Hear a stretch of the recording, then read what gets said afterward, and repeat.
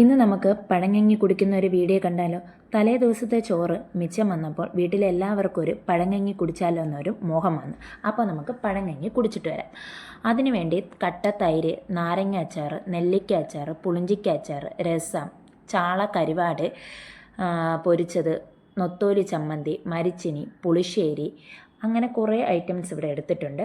ഒരു പാത്രത്തിലേക്ക് കാന്താരി മുളകിട്ട് നന്നായി ഒന്ന് ചതച്ചെടുക്കുക. അതുപോലെ തന്നെ ഒരു ഉടങ്ങലി മുളകും എടുത്തിട്ടുണ്ട്, അതും ഇതേപോലെ നമുക്ക് ചതച്ചെടുക്കാം.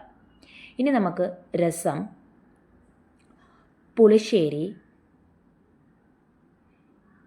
ഉപ്പും പുളിയും കാന്താരി മുളകും ഉള്ളിയൊക്കെ ഇട്ട് അവിടെ ഒരു ഉപ്പും മുളകും, നാരങ്ങ അച്ചാർ, പുളിഞ്ചിക്ക അച്ചാർ,